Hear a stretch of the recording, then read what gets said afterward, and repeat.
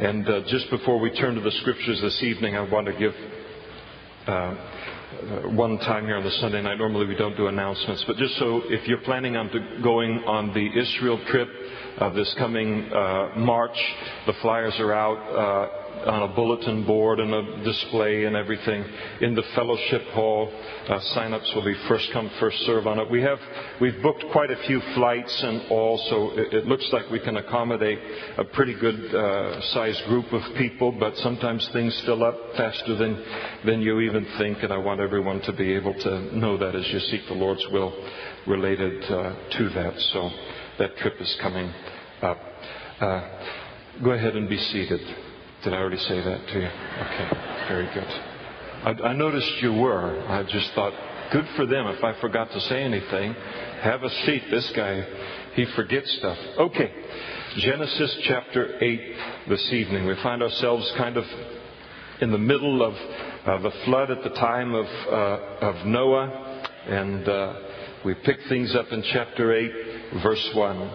And then God remembered Noah. Now, it isn't that God had forgotten Noah, like you and I forget that we left the water running in the yard, in the backyard, or something like that. Oh, no, what? And 3 hours late or something like that. I mean, we never do that because we live in the city of Modesto and we're very careful about water. But I mean, we can forget things, reheating pizza in the oven, stuff like that. But that's not what's happening here.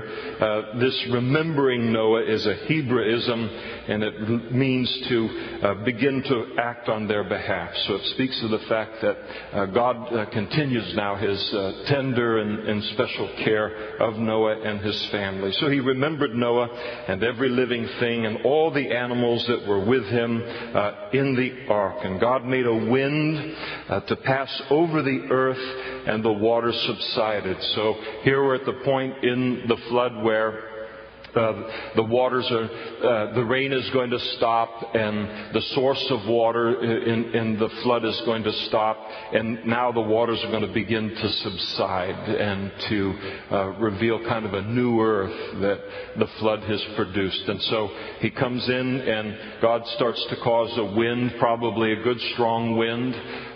Those of you who garden or care about those kinds of things, how dry a strong wind over a couple of days can dry everything out very, very quickly, the soil and all. So for the purpose of evaporation, He starts a wind working on the water and all for it to subside. And then in verse 2, he stops the two sources of water related to the flood, and that is the fountains of the deep. As those springs had broken up, those are now stopped, and also the windows of heaven, the rain were stopped, and the rain from heaven was restrained. And the waters receded continually from the earth. At the end of 150 days, the waters decreased. And so here's a long period of time, 40 days, 40 nights, for the water to reach the level that it was and all. And now it's going to take a while for that water to recede, extended periods of time. But it does decrease and recede. And as it does, the ark rested in the 7th month, the 17th day of the month in series. Now, is that what it says? It says in the mountains of Ararat. So it's a mountain range in north central Turkey today, and that's where the ark settled and became kind of stuck there on the ground, and whatever the word is for that. And I'm not a sailor related to things, and so what would that word be? Huh? Yes, it grounded. Yes, of course. Very good. Okay, we're on the radio here. Try not to sound too much smarter than me. Okay. So anyway, the ark grounded on the mountains of Ararat. You notice this is mountains plural. It's a mountain range.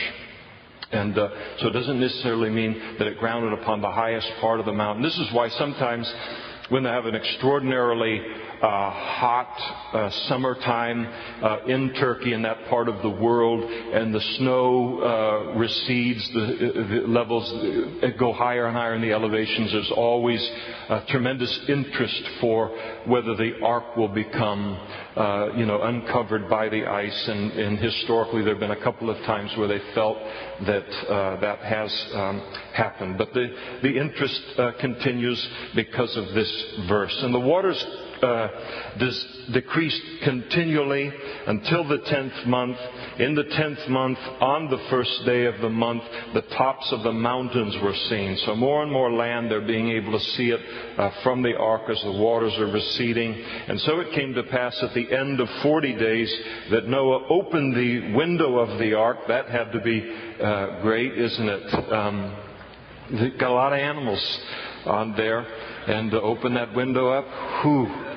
Did I ever tell you that I worked at the Rabbit and Poultry Building at the Napa Town and Country Fair? I have several times. But anyway, I basically ran that building and under somebody else. But, he knew. And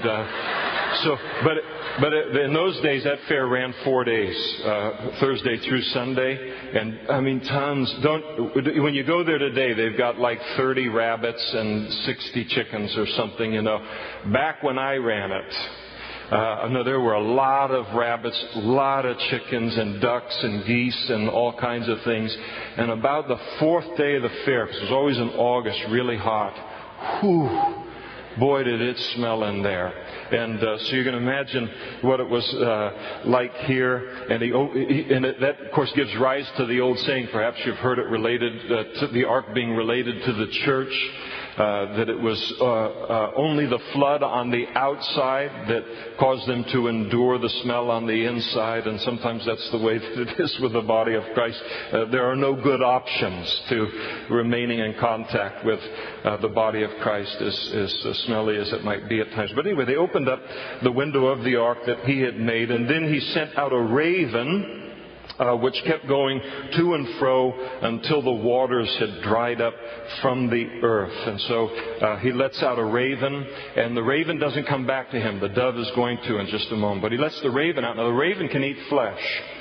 So it goes out of the ark, and it comes back to the ark as a resting place, because it can't find any land to settle on. But it doesn't need to come back into the ark for food. So they're probably feeding off of carcasses or whatever kind of things are now beginning to, layer up on these mountains and going to become a part of the fossil record and all of that. And so that raven goes out and kept going to and fro. The water hadn't dried up enough for it not to come back to the ark for a sure place to stay situated. And then he sent out from himself a dove, and a dove is a clean bird, a raven is unclean, as Moses will define it later, to see if the waters had receded from the face of the ground. But the dove found no resting place for the sole of her foot, and she returned into the ark to him. So a dove is not carnivorous, and so she has no source of food outside. So she not only comes back to the ark to find a resting place to perch on, but she needs food, so she comes back inside of the ark in order to find sustenance. And so he put out his hand and took her and drew her into the ark to himself. And he waited yet another 7 days, and again he sent the dove out from the ark. And then the dove came to him in the evening, and behold, a freshly plucked olive leaf was in her mouth. Those are tough trees. Those are really tough trees, but they're able to endure. And now they're coming out from under the surface, under the covering of the water. And she plucks this olive leaf in her mouth, brings it back to Noah, and Noah knew that the waters had receded from the earth. So not only are the mountains being uncovered, but now vegetation is starting to spring back to life as the water is receding. And so he waited yet another 7 days and sent out the dove, which did not return again to him anymore, indicating that the dove had now found a source of food out out there. So the earth is really recovering. It has the ability to sustain life once again. And that's how he interprets the fact that the dove did not return to him anymore. And it came to pass in the 601st year, on the first month, the first day of the month, that the waters were dried up from the earth. Noah removed the covering of the ark and looked, and indeed the surface of the ground was dry. And it must have been quite a sight. You think about him. And he has, when they got on that ark, and we have no idea what the world was like prior to the flood, except that we know that it was different because there was no rain. It was watered by a moisture canopy, and these the buckling of the earth, the water coming up forward, the shifting of the earth as a result of that, the water settling things in a way that it never had been before, and all. So the world looks very, very different to them.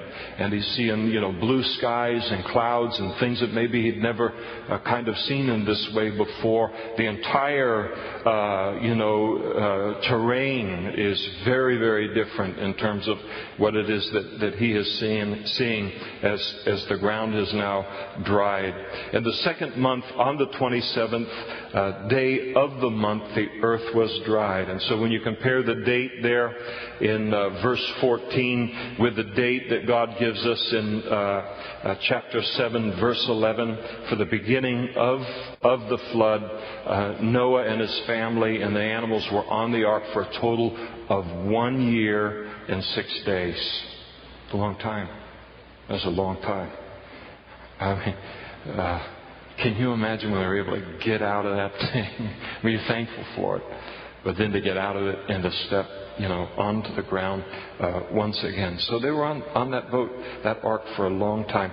And then God spoke to Noah saying, "Go out of the ark, you and your wife and your sons' wives with you." God had commanded them to get on the ark, and Noah was going to wait for his command to get off of the ark. This was God's dealing, and Noah wanted his orders to come from the Lord. And to bring out with you every living thing of all flesh that is with you, birds and cattle and every creeping thing that creeps on the earth, so that they may abound on the earth and be fruitful and multiply on the earth. And so Noah went out, and his sons and his wife and his sons' wives with them. Grand total of 8 people here have survived the flood. And every animal and creeping thing, every bird and whatever creeps on the earth, and according to their families, went out of the ark.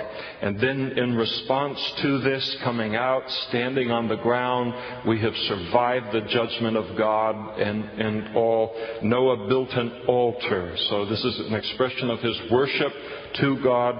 And he took of every clean animal and every clean bird. Remember, there were 7 of those that God brought to the ark to come on there. And he offered burnt offerings on the altar. So God knew that Noah would want to offer a burnt offering to him as an expression of his worship, an expression of his thanksgiving, and all for having survived this judgment and all. And so he built kind of a buffer into the clean animals that Noah would take and offer on the altar. It's interesting that later on, under the law of Moses, you notice that when Noah offers this offering to the Lord, he considers it to be a burnt offering to the Lord. And under the law of Moses, God would establish formally the burnt offering, and it would be different from the sin offering and many other different offerings. And the burnt offering was unique among all the offerings in that whatever animal you brought to sacrifice as a part of the burnt offering, it would be completely consumed upon the altar. Some of the other sacrifices, a portion of it would be cut away and given to you and your family to then eat for yourself and celebrate the things of the Lord. The burnt offering was completely burnt on the altar. And all of it was for the Lord. And so the burnt offering represented consecration. And that's what a burnt offering, when you see it in the Bible, it speaks about consecration to the Lord. Lord, just as this offering is being completely consumed, not being shared by anyone else with you, so Lord, I am offering my life completely to you as a burnt offering. And it's all yours, and you don't have to share it with anyone. That was the heart behind the burnt offering, and that was the heart that behind Noah's sacrifices here, and then related to his family. In essence, he's saying to God, we understand why the judgment came upon the earth. Men's hearts were divided away from you towards sin and all, and we're thankful for salvation. We're thankful. We want to worship you here, but we also want you to know that as an expression of our heart right now, as you're beginning everything fresh and anew, that you have our complete consecration of our lives. We are completely set apart for you. And that's the heart behind the offering that they offered. This pleased the Lord, and the Lord smelled a soothing aroma, and the aroma, of course, the physical aroma of, it's like barbecue. It smells pretty good, doesn't it? Not for you vegetarians. We'll get to you in a minute, by the way, so don't get all haughty. But sometimes you drive by these places and they're cooking all that meat out there in their parking lot and different things, and if they catch you hungry, it's pretty tempted to pull in and grab one of those things, which I think is the idea. But anyway, but there's a great smell. But more important than the physical fragrance of the offering is the spiritual fragrance of what God knows that Noah and his family are offering up to the Lord. That is very, very special to him. And then the Lord said in his heart, I will never again curse the ground for man's sake, although the imagination of man's heart is evil from his youth, nor will I again destroy every living thing as I have done. And how had he done it? He had done it by water. Now he's going to destroy the earth again one day, but he won't do it by water. He will do it by fire. 2 Peter tells us. And while the earth remains, seed time and harvest, cold and heat, winter and summer, and day and night shall not cease. And so God declares that throughout the rest of human history, that the seasons, the day, the night, all of this, the whole rhythm of the creation that we need in order to survive here will not be unbroken until the Lord brings an end to all of this, and then ultimately creates a new heaven and a new earth. Chapter 9. And so God blessed Noah and his sons and said to them, be fruitful and multiply and fill the earth. Now remember, he had given that same command to Adam and Eve. And so now he's starting all over again.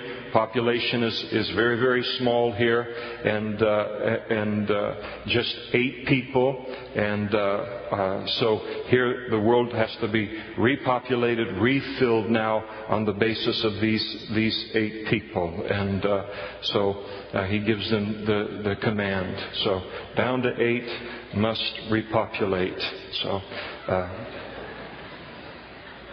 this is why I was never really any good at anti-war slogans or anything else earlier in my youth. But you can borrow that if you're desperate. But the population was very low, needed to repopulate it, and so he gives them the command. Now, take in a serious side of this, in verse 1,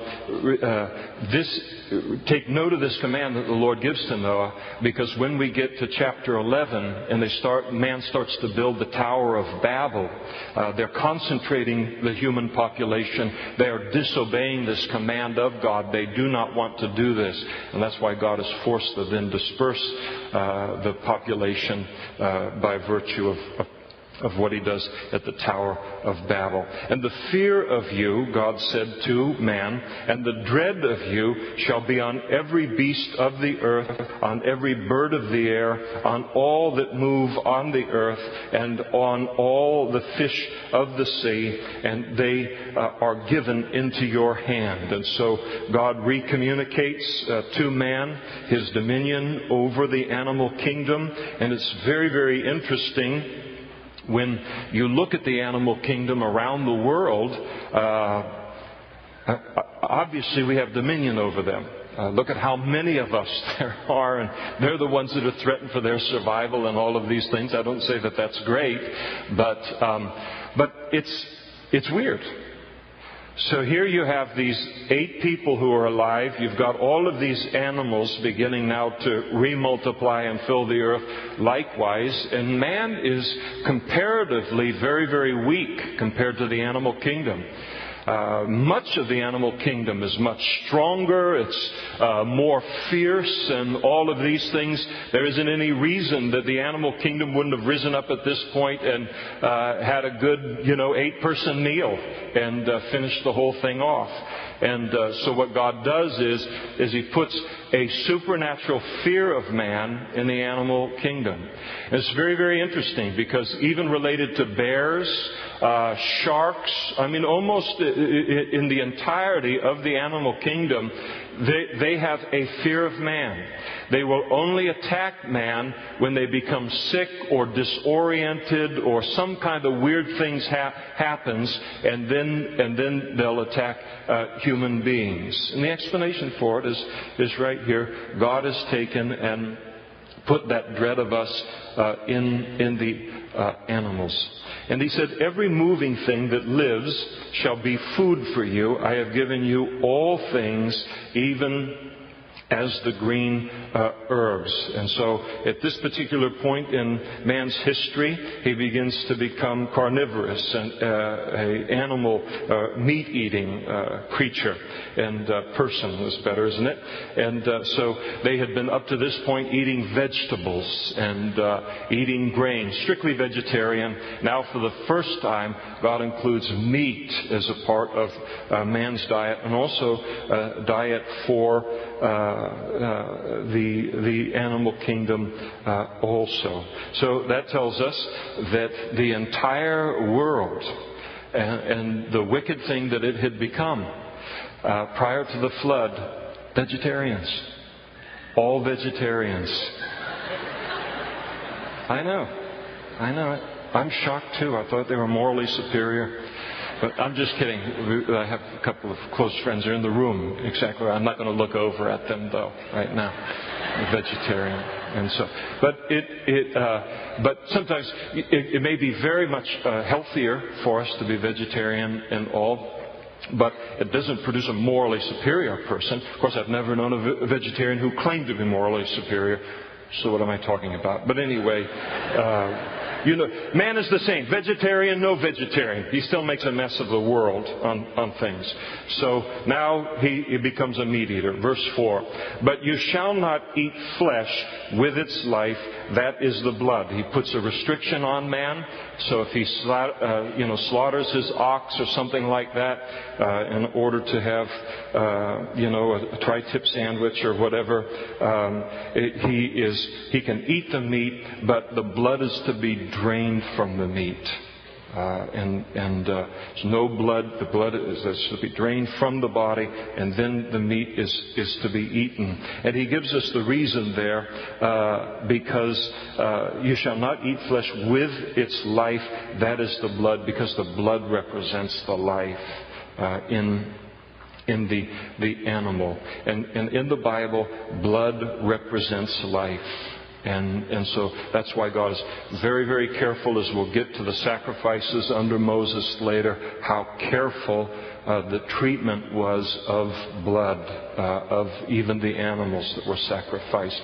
It's important, I think, also when Peter writes in his epistle, and first epistle, and he said, knowing that you are not redeemed with corruptible things like silver or gold from your aimless conduct received by tradition from your fathers, but with the precious blood of Christ, as of a lamb without blemish and without spot. So the Bible talks about the blood of Christ. The Bible, lots of hymns, lots of worship songs speak about Jesus' blood. And sometimes when you're new to all of this, you look and go, wow, I mean, I'm trying to get that. I'm trying to understand that. But what do you mean, the blood of the Lamb and related to the Lord? All you need to know is that the blood represents His life. So when we're talking about the blood of the Lamb, His blood being shed, we're talking about His life being given for us. The life is in the blood. His life being given for us on the cross of Calvary. And then while he's on the subject of blood and all, and the shedding of blood, and now free to take and to eat animals, but not with the blood, God moves on to establish capital punishment for murder in human history. He said, surely for your lifeblood I will demand a reckoning. From the hand of every beast I will require it, and from the hand of man. From the hand of every man's brother I will require the life of man.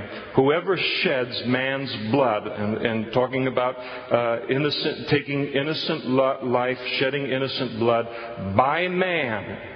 Up to now, only God has taken and righteously been able to execute judgment upon man. But now He gives to man the authority to take and to shed the blood of, or to kill or execute a person who has murdered another person and shed innocent blood. So to murder someone, to kill someone, that same man is to have his life taken also. The reason for it is then given in the remainder of verse 6. For in the image of God He made man. Now God doesn't want Noah and his children or his descendants to be confused that now just because you are able to eat meat and to slaughter an ox in order to feed your family and that kind of thing, that has to do with animals. You cannot take that kind of thing and then now do it related to human beings. We're not free to do that. And he tells us why, and the reason why is there's a difference between man and animals. I know that can be shocking to a certain part of the population of the world that puts us all on the same level.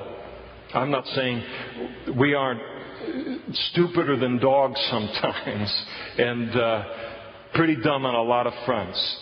But we were created, as he says here, in the image of God. We are different from the animal kingdom.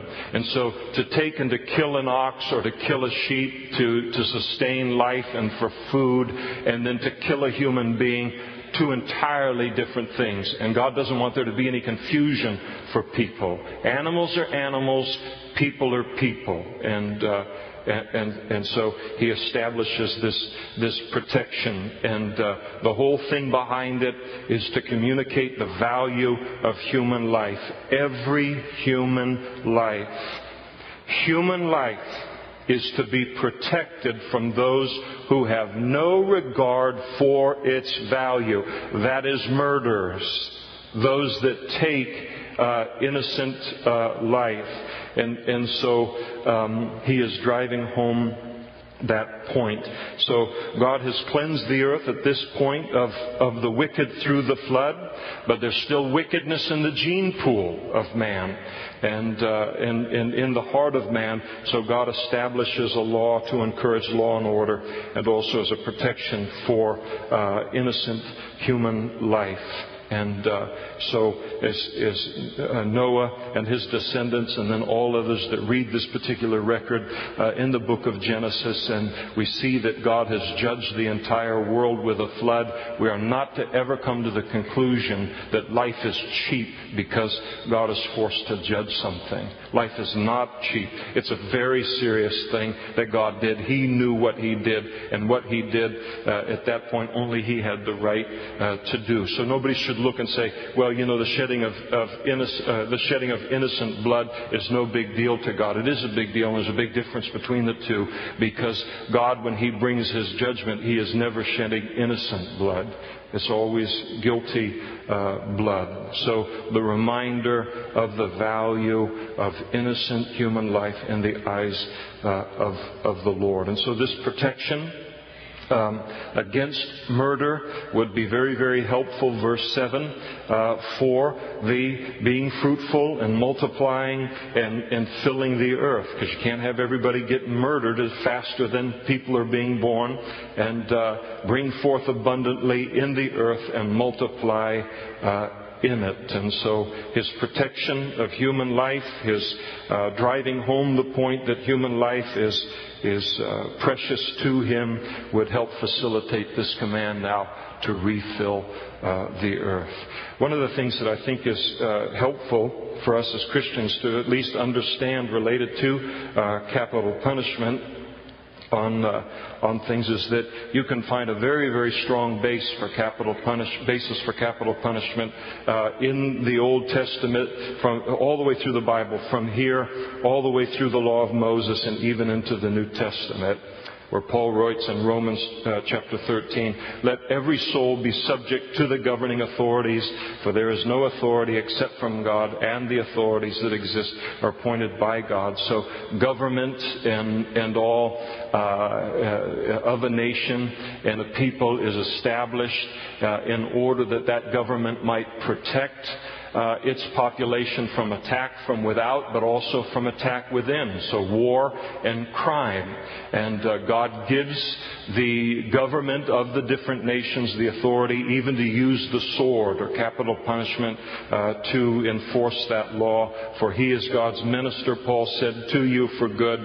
But if you do evil, be afraid, for He does not bear the sword in vain. For He is God's minister, an avenger to execute wrath on him who practices evil. So sometimes people can look at things as Christians and say, wait a second, I thought in the Ten Commandments it said, thou shalt not kill. Literally it is, thou shalt not murder. And there's a big difference between murdering someone and then executing someone who has shed innocent blood. Now, verse 8. And then God spoke to Noah and to his sons with him, saying, As for me, behold, I establish my covenant with you and with your descendants after you. So He's going to establish a covenant now with them. And with every living creature that is with you, the birds, the cattle, and every beast of the earth with you, of all that go out of the ark, every beast of the earth. And thus I establish my covenant with you. Never again shall all flesh be cut off by the waters of a flood. Never again shall there be a flood to destroy the earth. And again, as I said before, it will not be a flood the next time.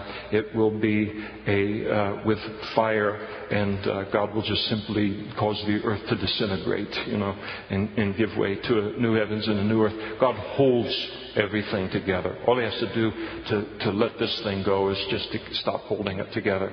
And God said, here's the sign of the covenant, that I'm not going to destroy the earth by flood ever again. This is the sign of the covenant which I make between you and me and every living creature that is with you for perpetual generations. I set my rainbow in the cloud, and it shall be a sign of the covenant between me and the earth.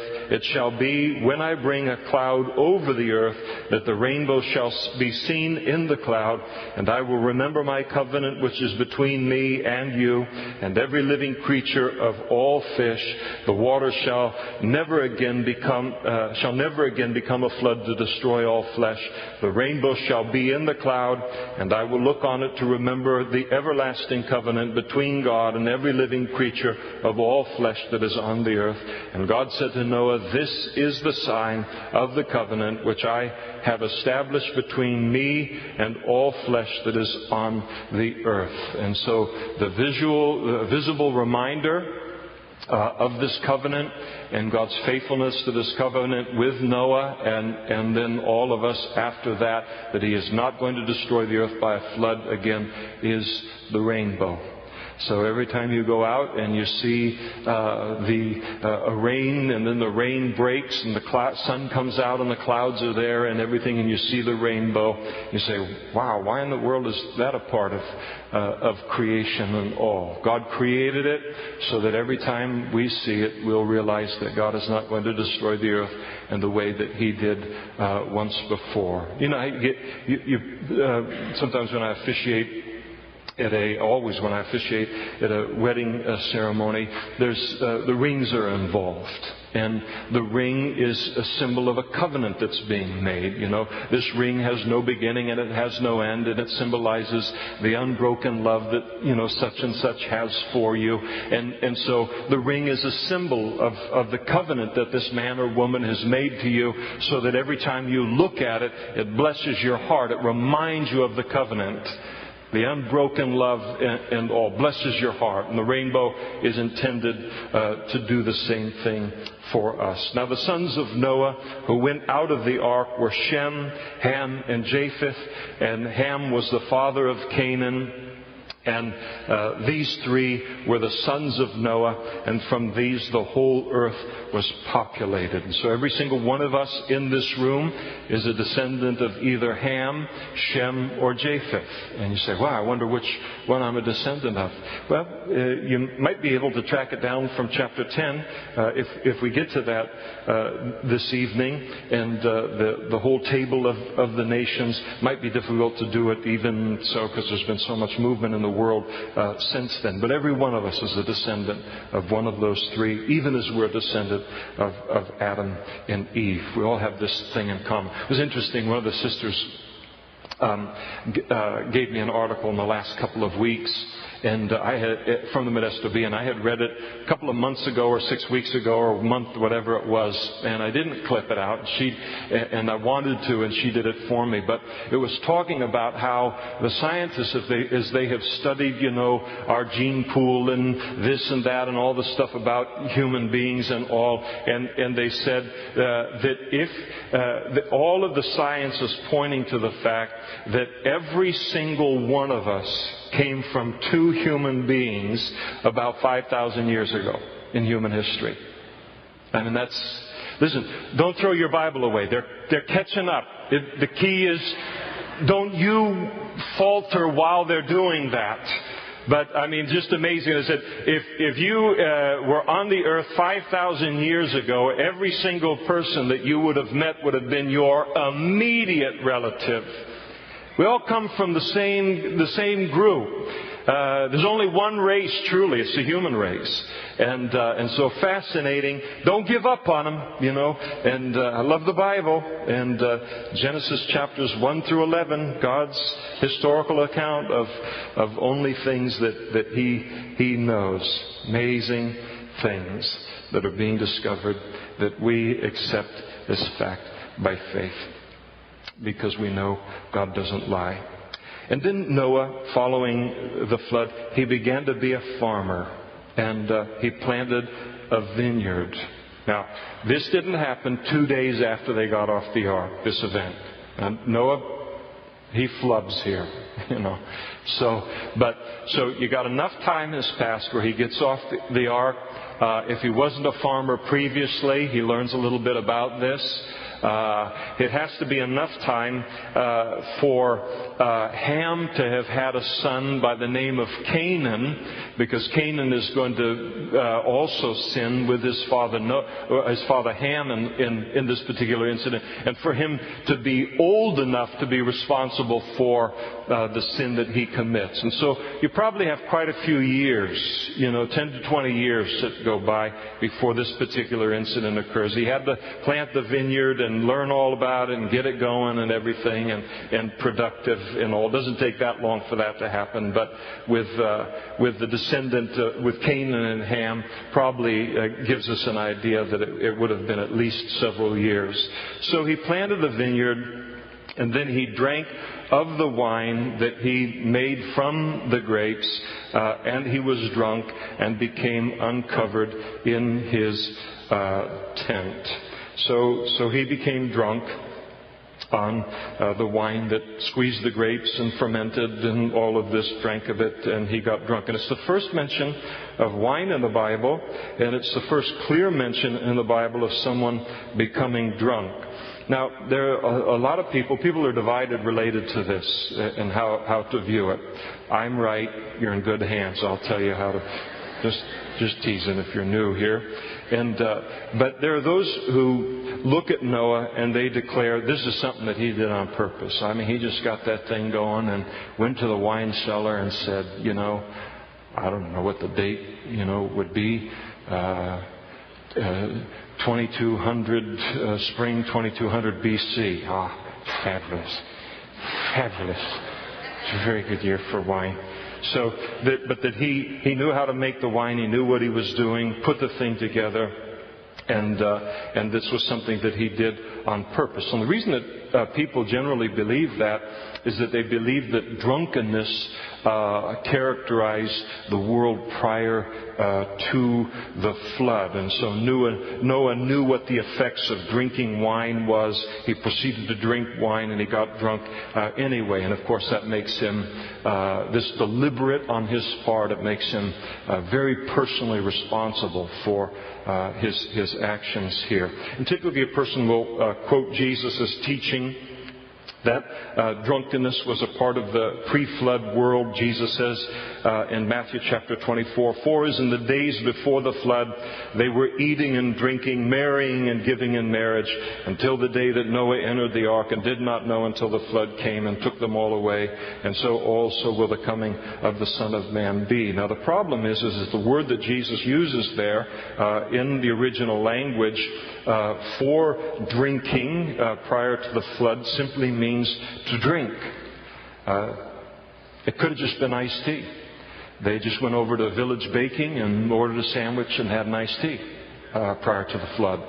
And so we don't know. That you can't really read into that and say there was widespread drunkenness. Now, to me, because love hopes all things, I'm personally inclined to believe that, barring a clear statement from the Bible that Noah was purposely did this, that this was deliberate sin on Noah's part, I'm inclined to believe that it wasn't deliberate, but that it was accidental. You can disagree with me certainly, but that's what I believe. But nevertheless, it does mar his testimony. Mars his testimony. Been faithful to the Lord for over 600 years and all, and his testimony is going to be blotted here a little bit by this incident. 600 years of Noah being a just man, perfect in his generations and all, and now this is going to kind of get attached to the record. So when he gets drunk, he passes out, and somehow in passing out and collapsing in his tent, he's left uncovered, left in some kind of an immodest position. Now, whether he's purposely guilty here or not, or those kinds of things, we can learn a couple of lessons from him about drunkenness. The Bible prohibits drunkenness, Old Testament and New Testament. And isn't it interesting that here is this first account of drunkenness in the Bible, and what's the result of it? Immodesty. I remember reading, it's been a few months ago, in the newspaper. It comes around every year or two. They spend another, $6 million to do another study or something. But they come out with a new study again, and they find out, they discover once again that most sexual immorality among young people occurs as a result of having become drunk. because it lowers our inhibitions. It facilitates having us do things that we would never do if we were sober. And so the whole trail of, immodesty and all of those things linked to drunkenness all the way back into Genesis chapter 9. And the Bible says for us as Christians and that we're never to be drunk. We're never to come under the influence of anything other than the Holy Spirit. Be not drunk with wine, Paul wrote to the Ephesians, wherein is excess, but being filled with the Holy Spirit. That's what we want to be under the influence of. So we know better. We don't have any excuses for getting drunk. It is not to be in the life of a child of God. Now notice that as he lies uncovered in his tent, that Ham, one of his sons, who is the father of Canaan, one of Ham's children, he saw the nakedness of his father, and he told his two brothers outside. But Shem and Japheth, Noah's other two sons, when they heard the report concerning their dad, they took a garment, laid it on both of their shoulders. They went into the tent backwards. They didn't even want to see their dad in that condition. Went backwards. They covered the nakedness of their father, and their faces were turned away, and they did not see their father's nakedness. Now, and then it's going to go on to speak about Noah becoming very upset with what Ham does to him, and he pronounces a curse upon one section of his lineage. Now, it would appear that Ham doesn't come out of that tent. Ham does something wrong here. It isn't entirely clear in the passage. But he evidently did not come out of the tent and humbly and discreetly come to the other two brothers and say, well, I don't know what's happened to Dad. I mean, 600 and something years he's been this and all. I've never seen him in this condition, something and all. What are we going to do here? And that kind of a humility and that kind of concern for his father's condition. But it appears that he came out of the tent and then just boldly and openly and perhaps even mockingly informed them of the condition of Dad there in the tent. The Hebrew word for told in that verse, it carries the idea of doing something boldly. There's no humility and meekness related to what Ham does here. He seems to broadcast the news, and he seems to enjoy doing that. So Ham's failure in this is not seeing his father's nakedness, but apparently in how he reports it. There was not a need for anyone else to know the condition of his father in that tent. It'd be one thing if Noah was a danger to other people or something like that. Then you have to escalate, let people know certain things, because somebody could become a victim of something. But there wasn't any reason not to tie up the flap of that tent, make sure nobody gets in there until Dad figures out what in the world happened here on the thing. But there wasn't any need to inform anybody else of his father's failure. Now, the lessons, we see the lessons from Noah related to drunkenness. There's lessons that we can learn from Ham about repeating a matter. Ham's mocking, it would seem here, related to his father. Very, very dangerous thing to do biblically. All the way through the Scripture, God looks down on another person making fun of another person's sin or God's judgment of it. It's interesting that later on in the history of the nation of Israel, even when Israel was at their worst and God was forced to judge them and judge them very, very severely, when the nations that God used to judge His people for their wrongdoing enjoyed it too much, went too far, God then spoke to those nations and said, I'm going to even bring a greater judgment upon you for doing that. And so as serious as the sin of the nation of Israel, sometimes that they committed, to then enjoy their judgment, to openly mock it and all, in God's eyes, just as great a sin and just as serious a sin to Him, and maybe even in more serious in some ways. Noah's sin was great here. No two ways about it. But Ham's sin was greater. And I think it's important in the kingdom of God to be very, very careful in how we respond to somebody else's sin that we become aware of. You see their feet of clay. I'm not talking about when people are in danger and something's habitual and there's, but what Noah's done here is not some characteristic of his life. And so here to take and to broadcast the news of someone's sin, I mean, God really took that very, very serious. And it sets me up, if I do that, it sets me up for judgment. Solomon wrote in Proverbs, and he said, "A talebearer reveals secrets, but he who is of a faithful spirit conceals a matter." How many things are you and I aware of concerning the failings of others that we have never, ever repeated? And there are some things that need to be repeated, but things that we know about somebody else, but it is not constructive to inform anybody else related to it. It doesn't do any good to spread it any further. That's not characteristic of the person's life and all.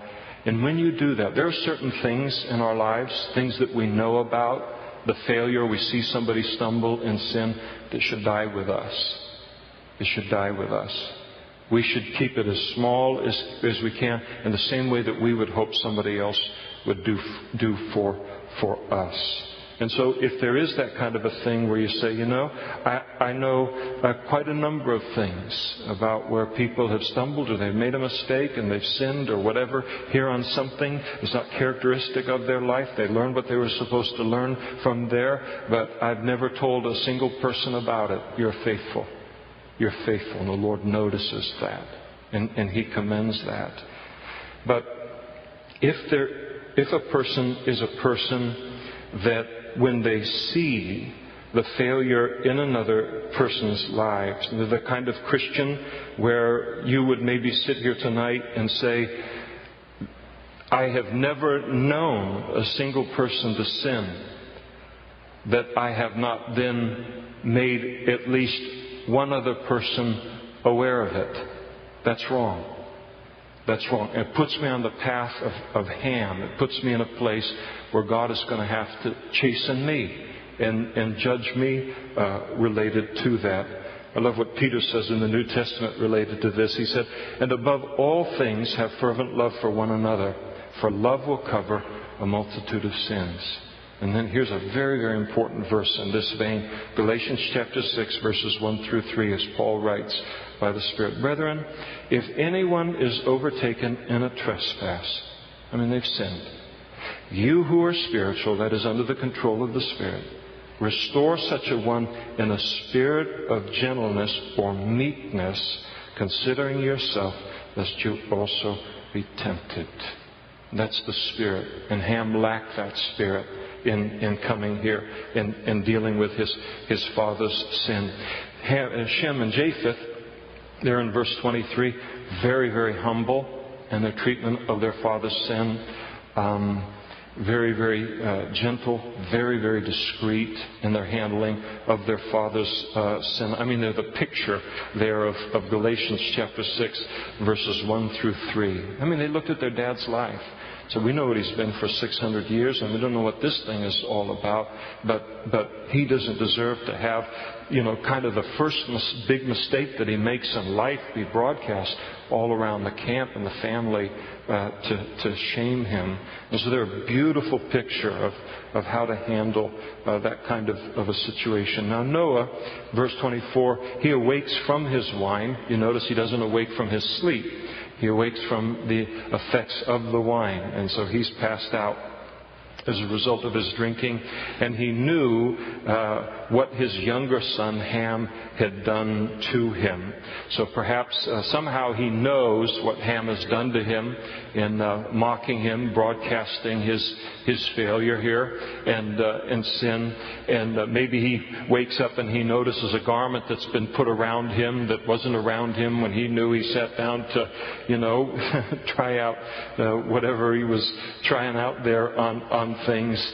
And so who in the world did this? What happened? And he starts to ask questions and all. And of course, the boys, this is their dad. It's a patriarchal society. They got to answer him and his questions, and pretty soon he's informed. Or maybe God gives him a revelation related to it of how amused Ham was over his father's condition, and then broadcasting this shame of his father to the rest of the family. And he pronounces a curse on Ham's lineage, and specifically upon Ham's son Canaan. And then he said, verse 25, "Cursed be Canaan, a servant of servants, he shall be to his brethren." So essentially Noah declares here, and he's going to pronounce not only a curse upon Canaan, but also a blessing upon Shem and Japheth. He essentially, prophetically, by the Spirit of God, recognizes that the character of these three lineages have been revealed now in how they've handled this situation. Now, when he utters this prophecy against Ham's son Canaan, Noah is not holding Canaan responsible for his father's sin. But it seems obvious that for some, Canaan here had played some kind of an undisclosed and serious part of this whole humiliation of Noah. And the reason that I think that we know that is as we get then into chapter 10 another time, and it talks about the descendants of Ham. In fact, notice in chapter 10, verse 6, the sons of Ham were Cush, Mitzrayim, Put, and Canaan. So Ham had multiple sons. And God does not, or Noah here prophetically does not curse the entire lineage, all descendants of Ham. He is very specific that this curse that is being pronounced is against a very narrow band of even Ham's lineage. In other words, he's being very discriminating in this curse that's pronounced, which indicates that Canaan was guilty in some particular way. And so the descendants of Canaan, ultimately, they would become the Canaanites, and they would settle into what would ultimately become known as Canaan. Because of them, they would then be displaced by the Jews, who were descendants of Shem, a fulfillment of the prophecy that Noah makes here to Shem. And then God, because the Jews descended from the lineage of Shem, the large portion of the Gentile world was a descendant of Japheth. And so here you've got Canaan that they are cursed to become a servant to these other people groups. And Canaan, ultimately displaced from the land by the Jews, they would the descendants of Canaan would never dominate the world, even the Gentile world, in the way that the descendants of Japheth would. We'll see that a little bit more when we get into chapter 10 another time. And so there is the curse upon Canaan, the blessing, verse 26, upon Shem and Japheth. Blessed be the Lord, the God of Shem, and may Canaan be his servant, and may God enlarge Japheth, and may he dwell in the tents of Shem, and may Canaan be his servant. And so they have typically, historically, been so. And Noah lived after the flood 350 years, and so all the days of Noah were 950 years, and he died. That's all we know about his death. So he lives another 350 years following this event, give or take 600 years old at the time of the flood. And so end of an era, really. I mean, it would officially end with the death of his sons. But here is Noah. Imagine what he has seen. Just one of 8 people in human history who saw the world, life on this earth, the way that it was prior to the flood, and then to see what the world became after the flood. And so our dear brother Noah, a sad note kind of, but isn't it something how the Lord doesn't